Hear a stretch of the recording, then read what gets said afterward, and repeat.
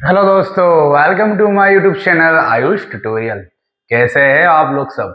उम्मीद करता हूँ सारे बच्चे अच्छे ही होंगे। आज के इस वीडियो में हम देखेंगे हमारे आखिरी के 3 एग्जांपल्स और वर्क एनर्जी पावर चैप्टर के, जो कि हमारा 5th चैप्टर है, इसके हमारे एग्जांपल्स फिनिश हो जाएंगे। तो एग्जाम्पल नंबर 10, 11, 12 आज हम देखने वाले हैं, जो कि बहुत ज्यादा सिंपल है, थोड़े लेंदी है बट सिंपल है। ध्यान से देखिए आप लोग। तो चलिए पहला एग्जाम्पल हम देखते हैं आज का, जो कि 11, 12, 10, 11, 12 हमारा जो एग्जाम्पल है। एक एग्जाम्पल एनसीईआरटी में इस साल रिड्यूस करा दिया है, हटा दिया गया है, इस साल नहीं है। ठीक है, तो यहाँ पर 11, 12 और 13 हमारे एग्जाम्पल रहेंगे पुरानी बुक के हिसाब से। ठीक है, चलिए क्वेश्चंस करते हैं। बहुत सिंपल है, देखिए कैसे। An elevator can carry a maximum load of 1800 kg। Elevator plus passenger, मतलब एक एलिवेटर है, एक लिफ्ट है, ये लिफ्ट ऊपर जा रही है, और ये लिफ्ट लिफ्ट प्लस पैसेंजर का जो मास है वो हमको दे दिया है यहाँ पर 1800 kg, यहाँ पर दे दिया है 1800 kg हमको यहाँ पर मास मिल चुका है। अब क्वेश्चन में बोला था frictional force opposing the motion is 4000। यहाँ पर जो फ्रिक्शनल फोर्स लग रहा है वो 4000 न्यूटन लग रहा है। Determine the minimum power deliver by the motor to the elevator in watts as well as in horse power. हमको पावर बताना है मोटर की, काय में वॉट में बताना है, और हॉर्स पावर में बताना है। तो 1 हॉर्स पावर में कितना वॉट होता है, पहले आपको ये पता होना चाहिए। 735.5 वॉट वहां पर होना चाहिए। कितना होना चाहिए? 735.5। इतना 1 हॉर्स पावर्स में वहां पर हमारा वॉट होना चाहिए। 1 हॉर्स पावर्स में होता है 735.5 वॉट। अब हमको क्या करना है मित्रों? पावर निकालना है। तो हमको पावर का फॉर्मूला पता है, कितना होता है? फोर्स। कितना होता है? Force into velocity. कितना होता है? Force into velocity. फोर्स हम निकाल लेंगे। कैसे निकाल लेंगे? जब कभी भी एलिवेटर ऊपर की तरफ जाता है, तो जो एलिवेटर ऊपर की तरफ जा रहा है हम इसको रिएक्शन फोर्स मानते हैं, यहाँ पर वेट फोर्स mg मानते हैं, और ऊपर की तरफ जा रहा मतलब एक्सेलरेशन ऊपर की तरफ है एलिवेटर का। मैंने कॉन्सेप्ट आपको पहले बता चुका लिफ्ट वाले क्वेश्चन में। इसमें जो हमारी इक्वेशन बनती है, जो कि ऊपर की तरफ जा रहा है, तो r हमारा ज्यादा होगा और mg हमारा कम होगा, तो r माइनस mg हो जाएगा। इसलिए मैंने r में से mg को माइनस किया, क्योंकि r हमारा ज्यादा होगा, mg हमारा कम होगा। और ये बराबर होता है नेट फोर्स के। और नेट फोर्स जो होता है वो एक्सेलरेशन के बराबर होता है। जो एक्सेलरेशन जिस बॉडी से, नेट फोर्स F हो जाता है ma। तो यहाँ पर हमारा जो R निकल के आता है वो mg प्लस ma आता है। अब हमको वेट फोर्स तो हमको पता हुआ है कि ये लिफ्ट का वहां पर मास कितना है, इतना है 1800 kg, है ना, 1800 kg इंटू 10। ग्रेविटी कितना हमारे पास? 10 है। और ma हमारे पास कितना हो जाएगा? ये जो फोर्स हमको दिया हुआ है, ये जो फ्रिक्शनल फोर्स जो अपोज कर रहा है, ये हमारा ma फोर्स हो जाएगा। कितना हो जाएगा? 4000 वहां पर हो जाएगा। हो जाएगा। इन दोनों को हम प्लस करेंगे तो हमको हमारा रिजल्टेंट फोर्स निकल के आ जाएगा। कितना निकल के यहाँ पर आ रहा है? 22,000। 22,000 वहां पर हमारा फोर्स निकल कर आ जाएगा। यही फोर्स लगेगा, यही फोर्स लगेगा।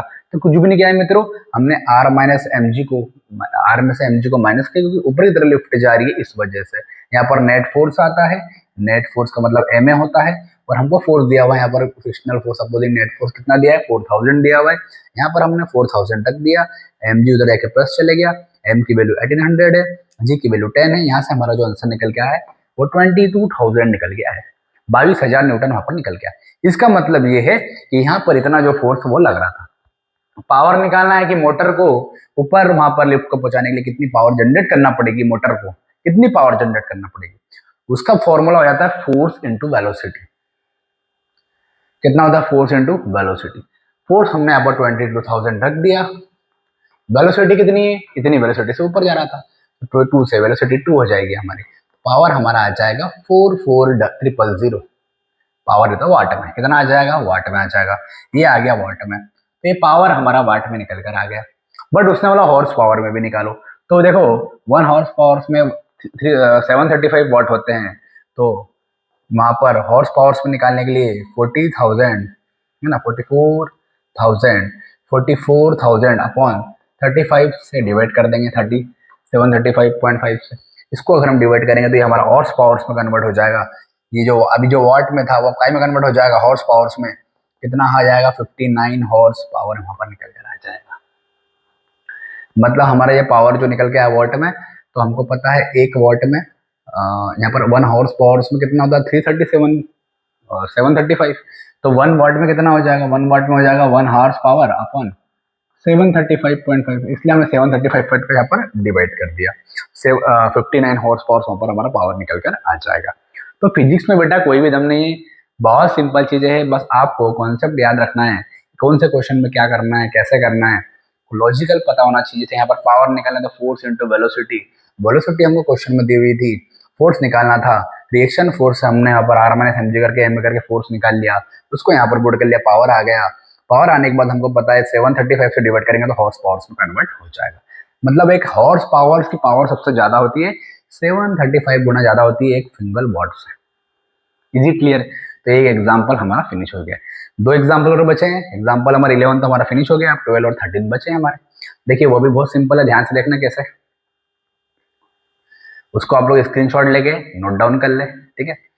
ये क्वेश्चन आप लोग नोट डाउन करें और इसी का आंसर आप लोग यहाँ पर स्क्रीनशॉट ले सकते हैं। ये इसका आंसर है, ठीक है। मैं समझा रहा हूँ आपको फिर क्या है, ठीक है। कर लिया सबने, स्क्रीनशॉट ले लिया भैया, ठीक है। इसके बाद में फिर आपको समझाऊंगा अगला क्वेश्चन, ठीक है। अब ये क्वेश्चन अपन इसको पढ़ते हैं, फिर इसको हम सॉल्व करते हैं, ठीक है। यहाँ पर आपको दिख रहा होगा, है ना। बस 5 मिनट का क्वेश्चन है, ज्यादा नहीं है। ऑलरेडी हमारे यहाँ बारिश एक बूंद नहीं है इस बार, पता नहीं क्या हुआ इस बार, बट मैं तो आपके लिए डेली वीडियोस अपलोड कर रहा हूँ, आपको भी सपोर्ट करना है। और अगर आपको कुछ कमी पेशी लगती है तो कमेंट बॉक्स में बिल्कुल बता, क्योंकि जब तक आप कमी नहीं बताओगे जब तक मैं आगे नहीं बढ़ पाऊंगा। मैं कोशिश करता हूँ मैं आपके लिए बहुत ज़्यादा से ज़्यादा मटेरियल प्रोवाइड कर सकूँ। आपको बदले में बस मेरे चैनल को सब्सक्राइब करना है, ज़्यादा से ज़्यादा शेयर करना है, ताकि आपको सबसे पहले नोटिफिकेशन मिल पाए, ठीक है। देखिए क्वेश्चन है हमारे पास, slowing down of neutron in a nuclear reactor a neutron of high speed 10⁷ must be slow down 10⁻3। मतलब एक न्यूक्लियस है हमारे पास, है ना। अब वहाँ पर न्यूक्लियर रिएक्टर है, मतलब वहाँ से क्या हो रही है, जो एनर्जी रिलीज होती है, तो वहाँ पर पहले जो स्पीड थी वो इतनी हुई 10⁻7, बाद में कितनी हो गई, इतनी हो गई, स्लो डाउन कर दिया उसको, न्यूट्रॉन्स को स्लो डाउन कर रहे हैं हम, ठीक है। So that it can be have a high probability of interaction with the isotopes. Uranium होता है, थोड़ा सा यूरेनियम फेंक दो पूरा शहर ब्लास्ट हो सकता है, क्योंकि ज्यादा ज्यादा एनर्जी रिलीज करता है ये। तो एनर्जी में यहाँ पर रिएक्शन में वहां पर मिल जाए, इस वजह से हम उसको स्लो डाउन कर रहे हैं, ठीक है। हाँ, इंटरेक्टिंग हो जाए, causing it to fusion. Fusion मतलब है कि टूटना, फ्यूजन का मतलब होता है टूटना, और फ्यूजन का मतलब होता है जुड़ना। हम जब अभी 12th क्लास में जाएंगे तो एटम और न्यूक्लियर चैप्टर आएगा, वहां पर सेमीकंडक्टर के पहले एटम न्यूक्लियर आएगा, वहां पर हम इसको बहुत डीप में पढ़ेंगे, ठीक है। तो अभी यहाँ पर देखिए फ्यूजन का मतलब समझे टूटना, रिलीज होना। अगर टूटेंगे न्यूक्लियस, दो न्यूक्लियस में, अदर न्यूक्लियस में, तो ही वहाँ पर एनर्जी रिलीज होती है। जैसे कि सिंगल न्यूक्लियस है, ये 2 न्यूक्लियस में टूट जाएंगे तो वहाँ पर एनर्जी रिलीज होती है। जैसे यूरेनियम होता है ना, ये टूटता है बेरियम और क्रिप्टॉन में, बेरियम और क्रिप्टॉन में ये 2 न्यूक्लियस बनकर टूट जाता है, नए 2 एटम बन जाते हैं वहाँ पर, ठीक है। हमको बताना कि हम फिजिक्स पे जाते हैं, ठीक है। Show that a neutron can lose most of its kinetic energy in elastic collision with a light nuclei like a deuteron or carbon which has a mass of only few times of neutron mass। हमको ये बताना है, हमको ये show करना है कि जो न्यूट्रॉन होता है, ना, जो प्रोटॉन के साथ होता है ना, इसके ऊपर कोई चार्ज नहीं होता, तो जो न्यूट्रॉन है ना, न्यूट्रॉन और प्रोटॉन और इलेक्ट्रॉन ने पढ़ा है ना सभी ने, एटम्स के अंदर, न्यूक्लियस के अंदर पाया जाता है। तो जो न्यूट्रॉन होता है वो can lose most of its kinetic energy in an elastic collision. मतलब जो इलास्टिक कोलिजन हो रहा है, उस इलास्टिक कोलिजन में ज्यादा से ज्यादा एनर्जी का लॉस होना चाहिए। इलास्टिक कोलिजन में क्या होना चाहिए, ज्यादा से ज्यादा एनर्जी का लॉस होना चाहिए, ठीक है। तो सबसे पहले हम क्या करेंगे, काइनेटिक एनर्जी निकाल लेंगे। क्या निकाल लेंगे, काइनेटिक एनर्जी निकाल लेंगे। तो वहां पर वही बोला ना, show that the neutron can lose most of its kinetic energy in the elastic collision with a light nuclei like a neutron और कार्बन। लॉस हो रहा है मतलब जितना लॉस होगा उतना ही गेन होगा सामने वाले को, ठीक है। अब देखना, मेरी बात समझना, हमको पता है काइनेटिक एनर्जी इनिशियल की, अगर हम बात करें कि स्टार्टिंग में मान लो काइनेटिक एनर्जी कितना होगा लॉस होने से पहले, है ना। अगर हम बात करते हैं तो वहां पर हो जाता है हाफ mv², तो हाफ m1 इनिशियल का स्क्वायर, ये हो जाती है हमारी इक्वेशन नंबर फर्स्ट। फिर हमको पता है काइनेटिक एनर्जी फाइनल कितना हो जाता है, काइनेटिक एनर्जी फाइनल हो जाएगा हाफ m1f का स्क्वायर। अगर हम इसको तोड़ के लिखते हैं फाइनल को, तो हमको पता है हाफ m1, ये फाइनल जो होता है vf जो होता है, इसको हम इनिशियल के टर्म में लिख सकते हैं। कहाँ से लिखेंगे, जो हमारा इन इलास्टिक कोलिजन हमारा वहां पर है, या फिर हम कह सकते हैं 2 डायमेंशनल इलास्टिक कोलिजन से हम जो वैल्यू लिखेंगे। देखो आप एनसीईआरटी बुक में आपको पेज नंबर में आपको दिखा देता हूँ, ये एनसीईआरटी का जो पेज नंबर है, यहाँ पर जो है page number one dimensional collision में आपको दिख जाएगा है ना, इलास्टिक कोलिजन में, वन डायमेंशनल में आपको, इलास्टिक कोलिजन में आपको पेज नंबर है 130 पे है ना, ओल्ड बुक में 130 पेज नंबर में यही से फॉर्मूला यहाँ पर लिया गया है। तो हमें यहाँ पे सिंपल सा कुछ फॉर्मूले में दम नहीं है, ये फाइनल को हम इनिशियल के टर्म में लिख सकते हैं। कैसे लिख सकते हैं, m1 minus m2 upon m1 plus m2 का स्क्वायर, और यहाँ पर फाइनल की जगह बस इनिशियल आ जाता है तो इनिशियल का स्क्वायर। मतलब फाइनल को हमने इनिशियल में तोड़ के लिखा तो मास वेलोसिटी यहाँ पर आ जाता है। ऊपर माइनस याद रखना, नीचे प्लस याद रखना। सिर्फ 5 मिनट का क्वेश्चन है, सभी ध्यान से देखिए इधर, सिर्फ 5 मिनट का, ज्यादा नहीं है। अगला क्वेश्चन फिर करेंगे, वो थोड़ा लेंदी है, वो भी 5 मिनट का है। 10 मिनट में वीडियो कंप्लीट हो जाएगा। ध्यान देखना सभी जन, जितने ऑनलाइन है उतने सब, ऑफलाइन है सब, ध्यान देखना सभी जन। अब क्या करेंगे, यहाँ पर कुछ भी नहीं करेंगे, ये जो है हम इन दोनों को अगर हम डिवाइड करते हैं, क्योंकि हमको यहाँ पर बोला है, क्या बोला है कि अगर हम यहाँ पर क्या करते हैं, हमको यहाँ पर शो करना है so that neutron can lose a most of kinetic energy, तो हम पहले के और बाद वाले का रेशो बना लेंगे। रेशो बनाने के बाद तो बता पाएंगे कितना एनर्जी का लॉस हुआ है, तो कंपेयर करेंगे हम। तो कंपेयर करने के लिए आपको रेशो निकालना पड़ेगा, तो हम सेकंड इक्वेशन को फर्स्ट से डिवाइड कर देते हैं। तो जब भी आप काइनेटिक एनर्जी फाइनल को इनिशियल से डिवाइड करेंगे तो आपको क्या मिल जाएगा, बताइए आप लोग, क्या मिलेगा, ये हाफ m1 से कैंसिल हो जाएगा, और v इनिशियल और v इनिशियल सी स्क्वायर भी कैंसिल हो जाएगा। तो ये हमारा ऊपर बचेगा m1 minus m2 upon m1 plus m2 का स्क्वायर, ये हमारा बच रहा है। और ये जो रेशो होता है इसका हम नाम दे रहे हैं F1। कितना नाम दे रहे हैं, F1। ये हो जाता है minus m2 upon m1 plus, जैसा एनसीईआरटी में भैया वैसा का सेम टू सेम अपन कर रहे हैं। ये F1 क्या होता है भैया, ये हमने बोला है कि ये अपना इन इलास्टिक वाला है, इन इलास्टिक वाला है, जहां पर एनर्जी का, काइनेटिक एनर्जी का लॉस हो रहा है, जहां पर काइनेटिक एनर्जी का लॉस हो रहा है। अगर काइनेटिक एनर्जी का इतना लॉस हो रहा है तो अगर हम यहाँ पर F2 निकाले जो कि होता है 1 माइनस F1, तो हमारा F2 जो निकलेगा 1 में से m1 minus m2 upon m1 plus m2 का स्क्वायर, जब हम इसको सॉल्व करते हैं तो 4m1 m2 upon m1 plus m2 का स्क्वायर यहाँ पर निकल के आता है। 4m1 m2 अपन m1 प्लस m2 का स्क्वायर निकल के आता है। मतलब इसका समझना क्या है, यहाँ पर काइनेटिक एनर्जी यहाँ पर लॉस हो रहा था, मतलब इन इलास्टिक कोलिजन की बात कर रहे हैं, बट हमको इलास्टिक कोलिजन से कंपेयर करना है। इन इलास्टिक में अगर इतना लॉस हो रहा है, ये पूरा मान लो इतना लॉस हो रहा है, तो जितना मान लो 10% लॉस हो रहा है, मान लो 10% लॉस हो रहा है, तो उसको 100 में से माइनस करके देख लो, 90 बचेगा, 90 हमको गेन होगा। इलास्टिक कोलिजन कंजर्व रहेगा इतना, ठीक है। तो हमने क्या किया, 1 में से टोटल में से माइनस कर दिया F1 को, जब माइनस करेंगे क्या निकल के आएगा, इतना निकल के आएगा, कितना 4m1 m2 upon m1 plus m2 का होल स्क्वायर, ये हमारा F2 निकल के आएगा। मतलब यहाँ पर इतना लॉस नहीं होगा, ये हमारा बच जाएगा, गेन हो जाएगा। मतलब लगभग 90% यहाँ पर बच रहा है, लगभग यहाँ पर 90% बच रहा है, वो 10% वहाँ पर लॉस हो जा रहा है। ये बात आपका इसका आंसर होगा। क्या होगा इसका आंसर होगा, तो ये नोट डाउन कर लेना, ये हमारा आंसर रहेगा, ठीक।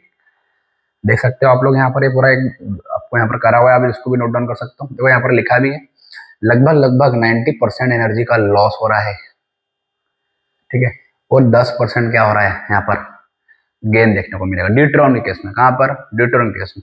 तो ड्यूट्रॉन के केस में क्या हो रहा है, उल्टा मैंने वहां पर बता दिया कि ड्यूट्रॉन केस में क्या हो रहा है कि लॉस कितना हो रहा है, लॉस हो रहा है लगभग कितना हो रहा है 89%, कितना हो रहा है 8/9, मतलब 89% वहां पर लॉस देखने को मिल रहा है ना, एनर्जी लॉस देखने को मिल रहा है। और यहाँ पर जो कार्बन है, वो कार्बन में कितना लॉस देखने को मिल रहा है, कार्बन में आपको 28% वहां पर एनर्जी का लॉस देखने को मिल रहा है। तो आपको ये बात थोड़ा याद रखना पड़ेगा, ध्यान रखना पड़ेगा कि 90% यहाँ पर लॉस हो रहा है और 28% कार्बन में लॉस हो रहा है। मतलब ड्यूट्रॉन में आपको एनर्जी का लॉस होगा 89% और कार्बन में कितना होगा, ये बात आप याद ही कर लेना।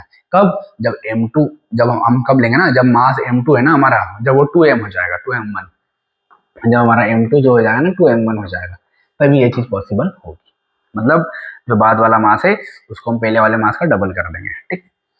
तो यहाँ पर 89% का लॉस हो रहा है, यहाँ पर 28% का लॉस हो रहा है, ठीक है।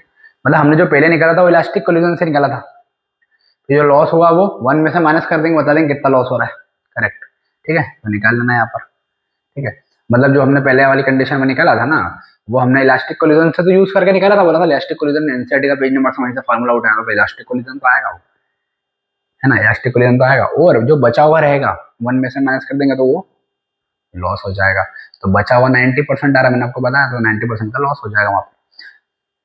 एग्जाम्पल नंबर यहाँ पर 13 जो कि आज का हमारा आखिरी एग्जाम्पल है और बहुत ही ज्यादा सिंपल है। देखिए कैसे यहाँ पर जो हमारा एग्जाम्पल हमको बताना चाह रहा है ना, यहाँ पर हमको हमारा एग्जाम्पल क्या बता रहा है, यहाँ पे हमको एग्जाम्पल बता रहा है consider two dimensional electric collision. दो डायमेंशनल इलेक्ट्रिक कोलिजन है, मतलब एक्स एक्सिस वाई एक्सिस वहां पर देखने को मिलेगा।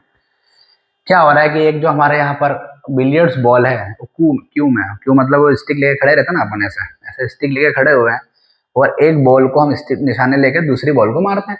दूसरी बॉल अभी जो है U2 और रेस्ट पर है, पर इसकी कुछ ना कुछ वेलोसिटी वहां पर है।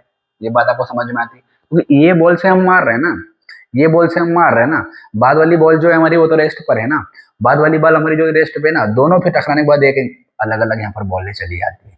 पहला जो एंगल बनाती है θ1 हमको पता नहीं कितना बनाती है, और θ2 जो एंगल बनाती है बॉल वो बनाती है 37 डिग्री से 37 डिग्री। इसका मतलब ये होता है बेटा कि हमको ये बताना है क्वेश्चन में कि कितना हमारा वहां पर एंगल θ1 बनेगा, θ1 हमारा एंगल कितना बनेगा। तो जब कभी भी ऐसे क्वेश्चन आ जाए तो आप लोगों को याद रखना है कि यहाँ पर वेलोसिटीज डिफरेंट है, ये मास के वेलोसिटीज और ये मासेस सेम दिया उसने क्वेश्चन में क्या बोला है, हम पढ़ते हैं कि cue strikes in second ball, ये सेकंड बॉल पर चली जाती है which is initially at the rest, initially rest पर होती है second ball. A player wants to swing a target to a ball of pocket on theta 37 degree पर वहां पर उसका टारगेट रहता है। Assuming an elastic collision without a friction rotation, हमको इलास्टिक कोलिजन बताना बोल ही दिया उसमें।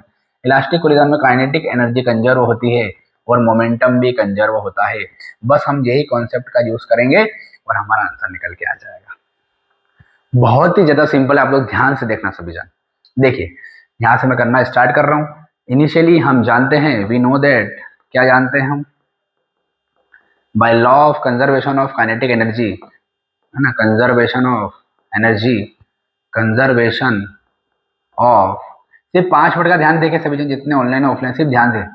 कंजर्वेशन ऑफ एनर्जी क्या हो जाएगा, काइनेटिक एनर्जी इनिशियल और काइनेटिक एनर्जी फाइनल क्या हो जाएगी, बराबर हो जाएगी।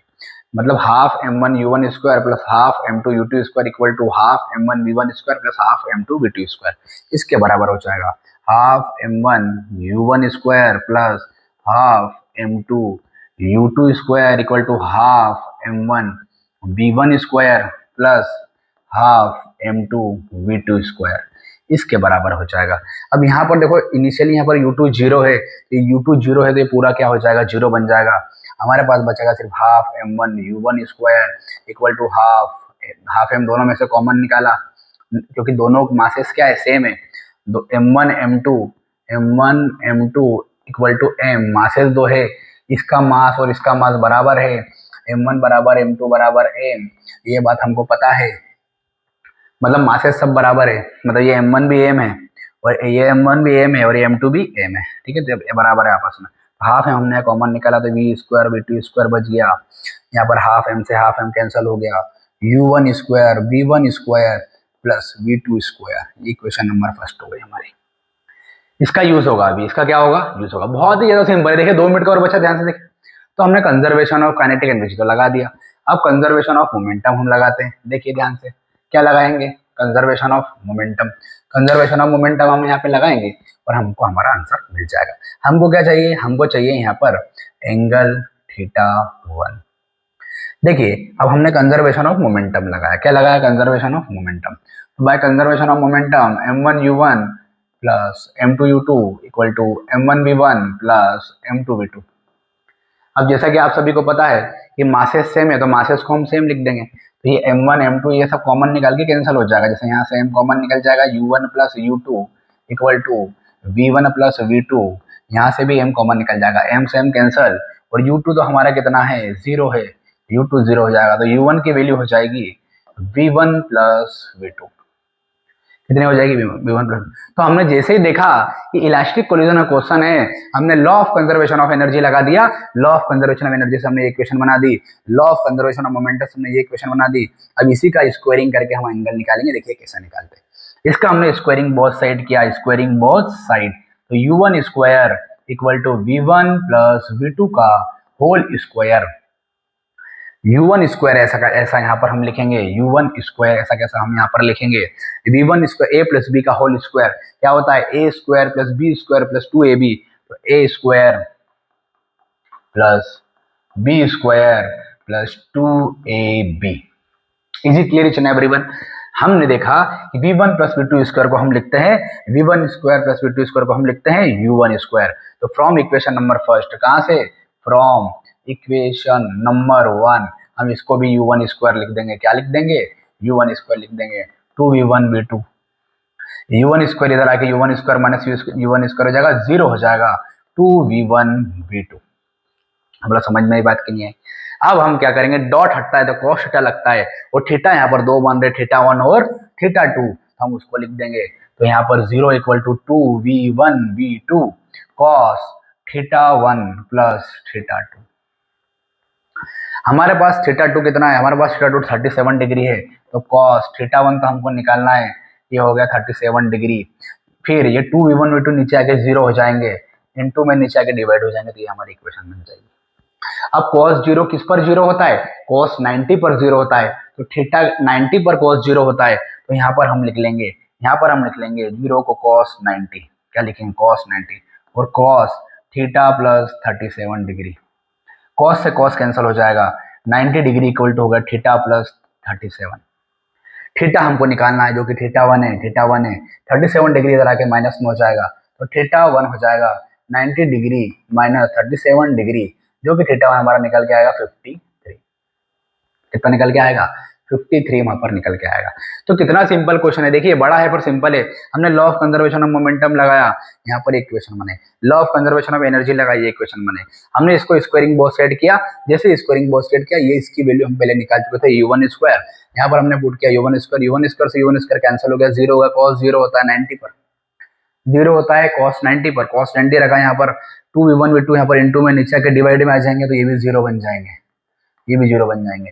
फिर जैसे ही cos थीटा 1 हमको निकालना था, थीटा 2 37 डिग्री दिया है, थीटा 1 इधर आके वहां पर ये cos से cos कैंसिल हो जाएगा, 90 बचेगा, थीटा 1 37 डिग्री बचेगा।